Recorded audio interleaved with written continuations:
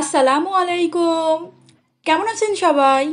আশা করি আল্লাহর রহমতে যে যেখানেই আছেন সবাই খুবই ভালো আছেন। আবারও হাজির হয়ে গেলাম নতুন একটি রেসিপি নিয়ে। আজকে তৈরি করে দেখাবো হাঁসের ডিম দিয়ে এত মজার একটা রেসিপি, যেটা একবার তৈরি করে খেলে আপনারা কিন্তু বারবার তৈরি করে খাবেন। চলুন তাহলে এই মজাদার হাঁসের ডিমের রেসিপিটার পুরো প্রস্তুত প্রণালী দেখে আসি। প্রথমেই চুলায় একটা প্যানের মধ্যে পর্যাপ্ত পরিমাণ পানি আমি বসিয়ে দিয়েছি। তারপর এখানে দিয়ে দিচ্ছি 5টা হাঁসের ডিম। আপনারা চাইলে এই রেসিপিটা কিন্তু মুরগির ডিম দিয়েও তৈরি করতে পারেন।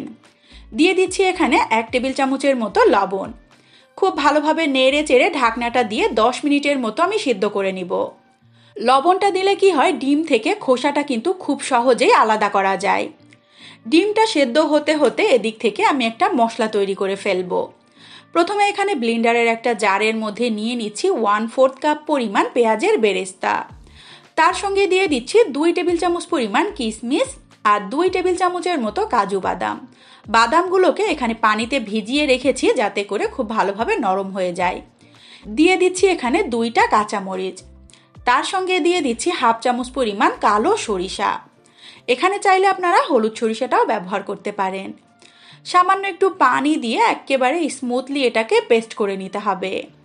দেখতেই পাচ্ছেন এটার পেস্টটা কিন্তু একেবারে স্মুথলি আমি বানিয়ে নিয়েছি। যে ডিমটা আমি সেদ্ধ করতে বসিয়ে দিয়েছিলাম, সেদ্ধ হয়ে যাওয়ার পর ডিম থেকে আমি খোসাটা কিন্তু ছাড়িয়ে নিয়েছি।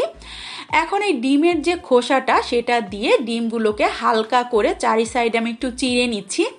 এতে করে ভাজার সময় ডিমটা ফেটে যাবে না, তেমনি করে ডিমের ভেতরেও কিন্তু মশলাটা ঢুকে যাবে।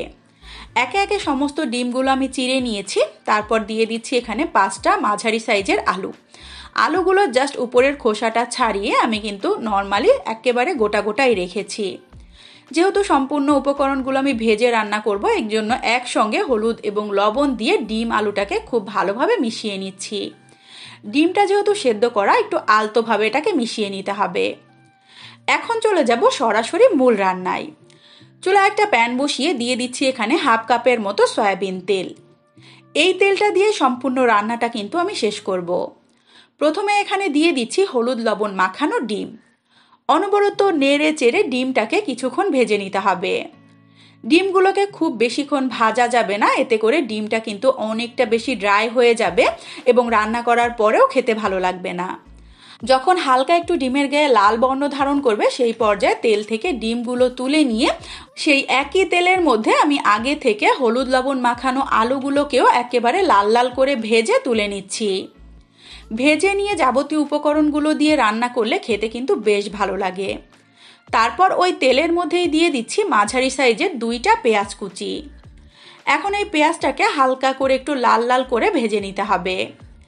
কিছুক্ষণ নেড়ে চেড়ে দিয়ে দিচ্ছি এখানে 1 টুকরো দারুচিনি, 2টা এলাচ এবং 2টা লবঙ্গ।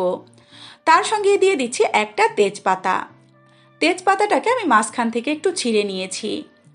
ভাজতে ভাজতে দেখতেই পাচ্ছেন পেঁয়াজটা কিন্তু অনেকটা লাল হয়ে গিয়েছে। সেই পর্যায়ে এখানে আমি দিয়ে দিব আগে থেকে পেস্ট করে রাখা মশলার মিশ্রণ। তার সঙ্গে এই ব্লেন্ডারের জগটা ধুয়ে সামান্য একটু পানি দিয়ে দিব, যাতে করে মশলাটা খুব ভালোভাবে কষানো হয়। আর এই মশলাটাকে কিন্তু অবশ্যই একটু সময় নিয়ে খুব ভালোভাবে কষাতে হবে। মশলাটা যত ভালোভাবে কষাবেন তরকারির টেস্টটা কিন্তু ততটাই ভালো হবে। দিয়ে দিচ্ছি এখানে 1/2 টেবিল চামচ পরিমাণ রসুন বাটা, 1/2 চা চামচ পরিমাণ আদা বাটা, 1/2 চা চামচ পরিমাণ দিয়ে দিচ্ছি লবণ। তার সঙ্গে 1/2 চা চামচ পরিমাণ হলুদের গুঁড়া, 1 চা চামচ পরিমাণ শুকনা মরিচের গুঁড়া, 1/4 চা চামচ পরিমাণ ভাজা জিরার গুঁড়া, 1/2 চা চামচ পরিমাণ ধনিয়া গুঁড়া। সামান্য একটু পানি দিয়ে আমি কিন্তু আবারও মশলাটাকে খুব ভালোভাবে কষিয়ে নিব। চেষ্টা করবেন 3 থেকে 4 মিনিটের মতো সময় নিয়ে মিডিয়াম ফ্লেমে মশলাটা কষিয়ে নেওয়ার। 3 থেকে 4 মিনিট পর দেখতেই পাচ্ছেন তেলটা কিন্তু সম্পূর্ণ ছেড়ে এসেছে মশলা থেকে। সেই পর্যায়ে এখানে দিয়ে দিচ্ছি আমি আগে থেকে ভেজে তুলে রাখা আলুগুলো দিয়ে মশলার সঙ্গে আবারও কিছুক্ষণ কষিয়ে নিতে হবে। মশলার মধ্যে আলুটাকে আগে দিয়ে কিছুক্ষণ কষিয়ে নিয়ে পানিটা দিতে হবে। যেহেতু আলু এখানে কাঁচা আলুটা আমি ব্যবহার করেছি, এটা কিন্তু সেদ্ধ হতে একটু সময় লাগবে। তারপর এখানে 1.5 কাপের মতো পানি দিয়ে খুব ভালোভাবে নেড়ে চেড়ে ঢাকনাটা দিয়ে আমি 10 মিনিটের মতো রান্না করে নিব। মিডিয়াম ফ্লেমে 10 মিনিটের মতো রান্না করে নিয়েছি। এরই মাঝে আলুগুলোও কিন্তু সেদ্ধ হয়ে গিয়েছে। এখন দিয়ে দিচ্ছি এখানে আগে থেকে ভেজে তুলে রাখা হাঁসের ডিম, দিয়ে আবারও আলতো করে একটু নেড়ে চেড়ে দিচ্ছি। তারপরে এখানে ফ্লেভারের জন্য দিয়ে দিচ্ছি আমি 2টা কাঁচামরিচ, লাল এবং সবুজ 2 রঙের ব্যবহার করেছি যাতে করে দেখতে ভালো লাগে। জালটা বাড়িয়ে দিয়ে আমি আবারও 2-3 মিনিটের মতো একটু রান্না করে নিয়েছি। তারপর এখানে দিয়ে দিচ্ছি খুবই সামান্য একটু গরম মশলার গুঁড়া, তার সঙ্গে দিয়ে দিচ্ছি জাস্ট 1/2 টেবিল চামচের মতো ঘি। তারপরে দিয়ে দিব এখানে 2 টেবিল চামচ পরিমাণ গুঁড়া দুধ। আর এই সমস্ত উপকরণগুলো অবশ্যই রান্নার শেষের দিকে ব্যবহার করবেন, এতে করে ডিমের যে একটা সুন্দর স্মেল আসবে সারা বাড়িময় স্মেলটা কিন্তু ছড়িয়ে পড়বে। সবশেষে দিয়ে দিচ্ছি 1/2 চামচের মতো চিনি। এই ঝাল মিষ্টি লবণ অবশ্যই কিন্তু শেষের দিকে একটু টেস্ট করে আপনারা ব্যালেন্স করে নেবেন, যার যার টেস্ট মতো কম বেশি করে অ্যাডজাস্ট করবেন। ঢাকনাটা দিয়ে তেলটা ছেড়ে আসা পর্যন্ত একটু অপেক্ষা করছি।